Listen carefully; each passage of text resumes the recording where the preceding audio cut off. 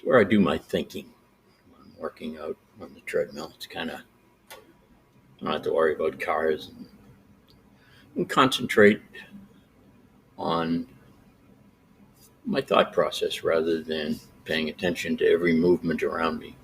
When you're outside, you're walking or running or jogging or whatever, you always got to be alert because anything can happen, you know? I mean, you could be walking down the street, a car could go off the road into the sidewalk and take you out, and next thing you know, a bunch of people around you digging a hole. You know what I mean? But anyway, on the treadmill, you can meditate, you can contemplate, you can do any number of things. So I enjoy my treadmill. It's one of the good things about winter. I don't get out as much in the winter as I do in the nice weather. Although as long as there's not ice or snow on the ground, or I can slip. Broken both arms, so I'm not in the mood for breaking any more limbs. Not from slipping. One of them was sort of a slip. I stepped in a sewer grate that was all covered with leaves. And next thing I knew, I was hurtling through the air and, I had a broken arm, broken shoulder. Took a long time to heal those things. It's up in the shoulder area, the humerus. I may have told this on another video, but yeah, the medical people say it's in the humerus, but it's not very funny. So I've heard that twice, that joke. I guess it's standard in the hospitals. Because both times I did the humerus. First time was in my left arm, which was more painful. But as I recall, I was able to sleep better because I sleep on my right. So then I broke my right arm in the same area, and man, I couldn't sleep. I rested, I guess would be the best way to describe it, in a recliner for about 4 months. It took a long time to heal. And even then, I was having a real hard time sleeping. I'd sleep on my left side, but didn't sleep well on my left side. We all have our little habits, idiosyncrasies, or whatever, whether it's sleep patterns, eating patterns, exercise patterns, whatever the case may be. And so that was pretty painful. And anyway, so I don't venture out in the winter anymore. I remember not that long ago either, 10 years ago maybe, maybe even less, I used to just put those yak tracks or whatever on the bottom of my sneakers, and I'd be out running, same as I did prior to the snow or the ice. And it worked. Even when I occasionally would take a fall, I didn't break anything because it's that period when you hit a certain age, I don't know. I guess your bones probably get softer, but it's also you're not as steady, You think you are. Like I always tell people, the older you get, I'm older than most people I know, so I tell them the only bad thing about age is that you feel young inside. You don't think of yourself as being old, but your balance is a little not as good as it used to be. It's a little off. Things happen. Like maybe I stepped in that sewer grate 10 years ago. I might have been able to catch myself, but I just went hurtling through the air and lying in the middle of the road. Fortunately, I didn't get hit by a car. These two nice young women stopped and called the 911 and stayed with me until they came. And nice people. I ran into one of them this past summer, and real nice lady. She's a teacher at the elementary school that I am now the crossing guard at. So I haven't seen her since that time in the summer. I see some of the teachers out there.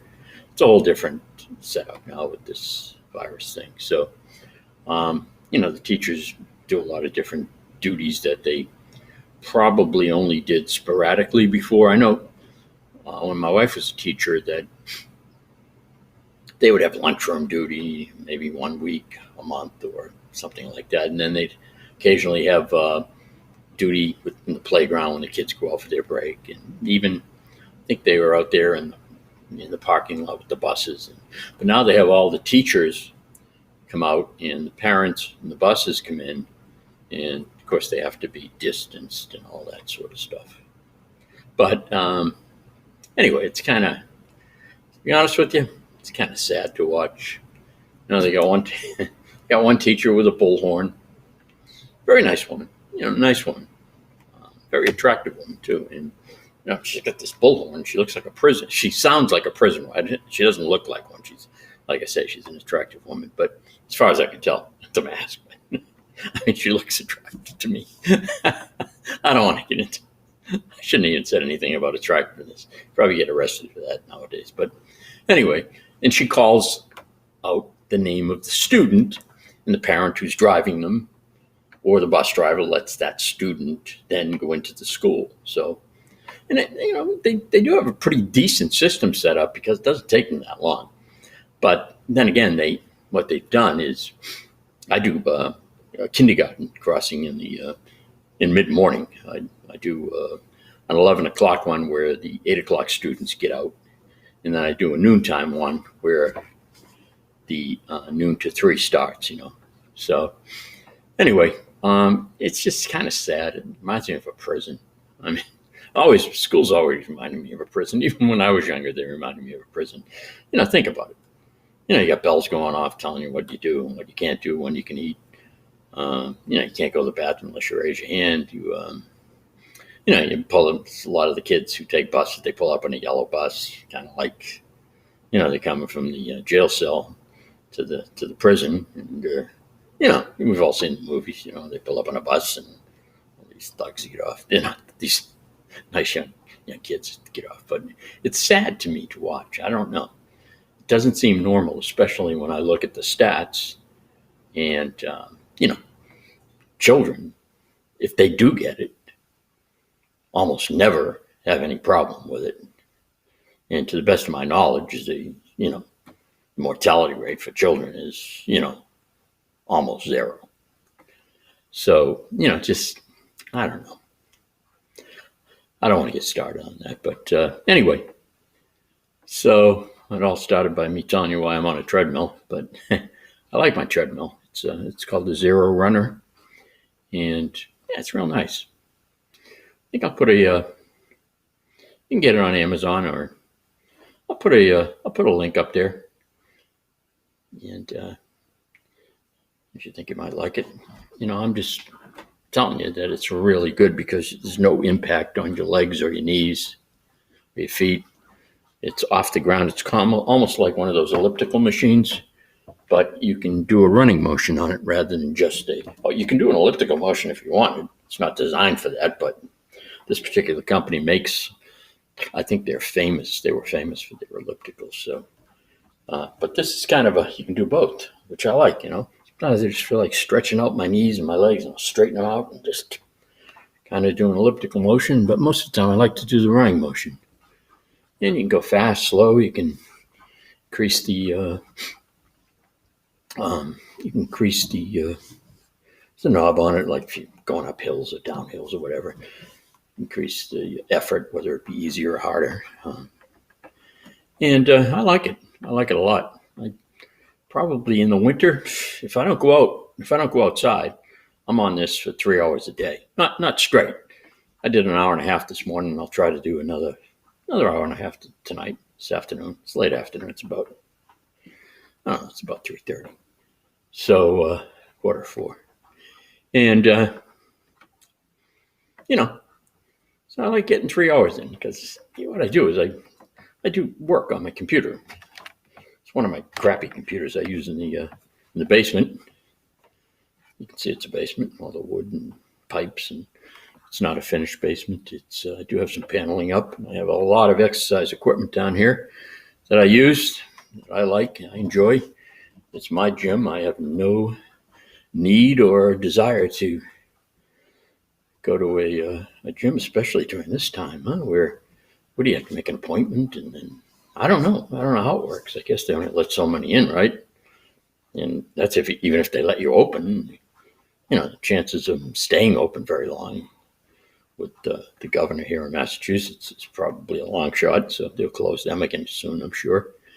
And, I feel bad for them. But at the same time, I wish they'd take a stand, because I know people who go to gyms. I used to be a member of a gym, and most of them, you get the people who join and, use it once or twice, and then you never see them again.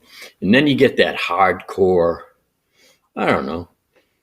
I was a member, I forget the name of the gym. I joined Mike's gym, maybe.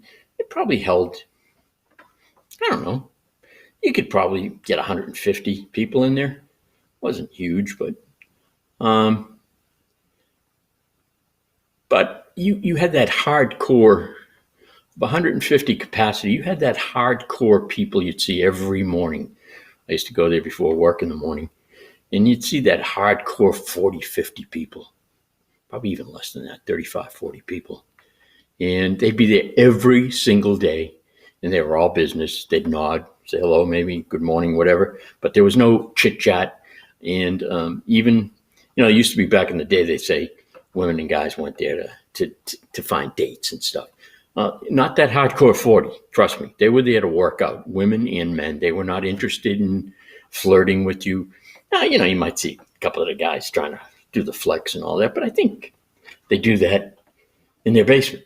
I mean, it's just, you lift a heavy weight and you want to see how it affected a certain muscle area of your body. So, anyone who's been a bodybuilder, which I haven't, but I know bodybuilders, and they'll tell you that, the reason they have the mirrors for the posing and all that is because you want to see if the area they're trying to build muscle in is actually being affected by the particular workout. So it's not as narcissistic as one would think.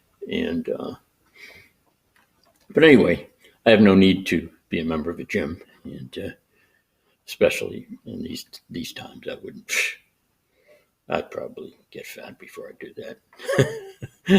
But anyway, I enjoy my treadmill. I enjoy all my workout equipment. I have a rebounder. I have an inversion chair. I have, chin-up bars. I have push-up bars. I have benches. I have weights. I have a heavy bag for boxing, which I haven't used in a while. I haven't used my weights in a while either. When I broke my right arm, I was into this really good weight workout before, and I just stopped. So I have a situation where I work out on my inversion bar, and I'm able to actually work out my arms and my chest on there, satisfactory results on that. So, but probably the beginning of the year, I'll go back working out with my weights. It was only like a 20-minute workout. It was real good. It was supersets, I just boom, boom, boom. You never stop, no rest. And by the time that 20 minutes is over, trust me, you're pretty damn tired. So anyway, what's going on in the world? All I hear lately is, you go online, I go on YouTube, and I like to pull down some videos and listen to them. And, they're all talking about this this COVID money grab. I have no problem with the government giving some of the money back to people who pay their taxes, and especially people who have been affected. Their work's been affected and they haven't been able to work, or their work has been drastically cut back. Not through any fault of them. They're willing to work. But, $600, that's truly an insult, in my opinion. I mean, and then when you read about what they're sending to these programs, different nations, gender studies in Ethiopia or wherever the hell it was, I think Pakistan maybe. And, come on, man. Come on, man. And, it's not right. It's not right. So Trump apparently doesn't want to sign it. He thinks they should give a minimum of $2,000 to each American citizen, which I think is probably a good idea. I'm sure there's a lot of people out there who are really hurting, I'm fortunate I'm not one of them. I'm doing okay, and I'm not a wealthy guy, but I'm doing okay. I eat well, I work out, I get to see my granddaughter every day. I'm doing fine. But there are people out here who aren't doing fine. I run into some of them occasionally. Sometimes I might buy a service off them or something and start talking to them, and you realize that things are really tough for these people. And so I'm always in favor of the government giving some of the money they extorted from the taxpayers back to them, as much as you can get back. Take it. Don't be silly. You don't owe them anything. They extort way more than they need to in order to fund their little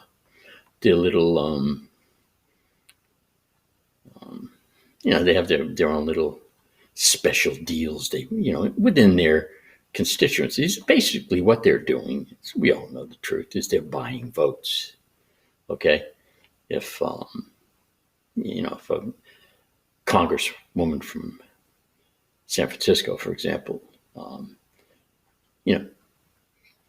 sets up a program for a group of people in her district, then those people more than likely are going to be appreciative and vote for her in the next election. In fact, she's probably not even going to have to do much work to get their vote. So,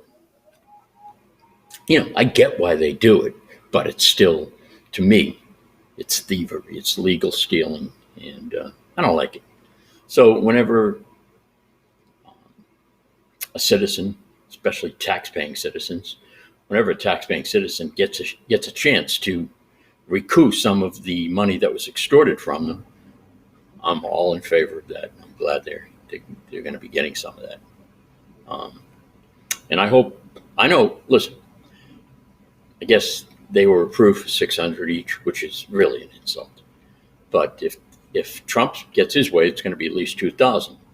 So I hope it's the $2,000. And I know if I were, really hurting, man, maybe a quick $600 would be better than a slow $2,000. But I just want to say to you, don't fall for that. Take the slow $2,000, because the slow $2,000 is probably going to be a difference between 2 or 3 days. I think it's going to get approved, or something more than the $600, because they're being shamed for that as well. They should. They should be shunned by their fellow politicians and their neighbors and their friends. They should be shunned for an offer like that. That's disgusting. They put all these people out of work. They give them $1,200 back in April or something, May, whatever. I don't remember. And now they're going to give them a piddly $600. So $1,800. These people are coming up on 1 year not working, some of them. And sure, some of them have been able to collect, and they did add a bonus on that, which was nice. So, listen, here's the bottom line, okay? It's their money. It's, when I say their, I'm talking the citizens and taxpayers. It's their money. It was extorted from them. And so whatever they can get back, go for it, baby. Go for it. And who knows what's going to happen down the road? I guess they're saying the virus is getting worse. I finally actually met someone whose brother, he's a neighbor of mine, his brother actually had the virus. And he was pretty sick, I guess. And he didn't have to go to the hospital or anything, no oxygen, but he said it was pretty bad flu. And, but that's the first person, other than there was one woman I used to work with who, back in, I want to say March or April, right at the beginning, she had to go to the hospital. But as I recall, I think she might have had like asthma or some kind of issue with her breathing. I'm not certain of that, but anyway, she's fine now, and she's healthy and happy and all that. So other than that, I don't know a single person who's been affected by it. Now, everyone who tells me they know someone, it's usually elderly people in nursing homes. I'm not saying that people don't get sick from viruses, they do. But, my understanding, and I don't follow it that closely, to be honest with you. I almost feel guilty telling you this. Everyone's saying, it's 2020, man. I can't wait to it goes away, man. It's like it was the worst year of my life. And I'm thinking, it really didn't affect my life that much. I pretty much did everything I normally do, other than there were a few minor inconveniences waiting in the line to get in a grocery store. But even then, I don't think I ever waited more than, I don't know. I think one time when I went to farm, I had to wait like 20 minutes, but that was one time. Other than that, usually it was under 10 minutes to wait. And now I don't wait anywhere. I don't even know if they have lines anymore. I think one of the farms I go to definitely has a line, but usually as one person comes out and they let another person in, I never wait more than 5 minutes. And, it's not a big deal. So I really haven't been affected. I feel kind of guilty because people are acting like this is the end of the world to them and they a wasted year. And another thing I really feel guilty about is I probably had the best year of income I've had since I retired and retired from a real job. I mean, not that crossing guides is not a real job. It is, but, it's a part-time job. So, I've been doing well. And again, I feel guilty, but I don't feel guilty because I just went about my business. I do stuff online. I have some affiliate stuff I work on, and I did okay. I made, like I say, I had my best year in probably, I don't know, 10 years. So, I didn't make a ton of money, but I made more than I normally do. And I feel bad. I hear other people who are literally, hanging by a thread. So that's why I don't really get involved in it, other than I have compassion and sympathy for them, but I don't talk about it all that much because it really doesn't affect me. My family's healthy, thank God. The worst case scenario, I see people, one guy said he got the flu, and my fever was, he just had the regular flu season. My fever was really high, and I was sweating. And I said to him, believe it or not, that you should embrace that. That's a good thing. That's your body detoxing. It's telling you that there are toxins inside your body. So I haven't had a fever in a long time, but when I used to get them, I used to think, this is good. I'm sweating out all these toxins. And you ever notice when you have something like that, when you finally get back and get your strength back, and you feel even better than you did before you got sick because your body's kind of cleaned out. Not kind of, it's cleaned out. It's a natural reaction to sickness. If your body's not doing well, it has toxins in it, and the body heats up to rid itself of those toxins and sweats them out of the body. So, it's actually something you should look forward to. I hope none of you get sick, but you know what I mean. Flu with a high fever, as long as you're not having breathing difficulties, obviously nobody wants that. That frightens us all. But actually, if you're just getting a fever and you're sweating it out, think of it. It's really good for you. At the time, it may not seem like it, but even at the time, I remember the last time I had a fever, which was, like I said, a long time ago. Remember, I got kind of like, I don't use drugs, but I got kind of high. I felt like it was kind of, I don't know, mystical or spiritual or something. And it was actually, I remember it as being a pretty awakening type feeling, But anyway, I wish you all well. It's December 23rd. So if I don't do another video before Christmas, I want to wish you all a Merry Christmas to those Christians who celebrate it. And Happy Hanukkah to my Jewish friends, and happy holidays to all the rest. Whatever you celebrate, enjoy, stay healthy, and hopefully I'll see you before the first of the year. But if not, Happy New Year. I'll talk to you soon. Take care.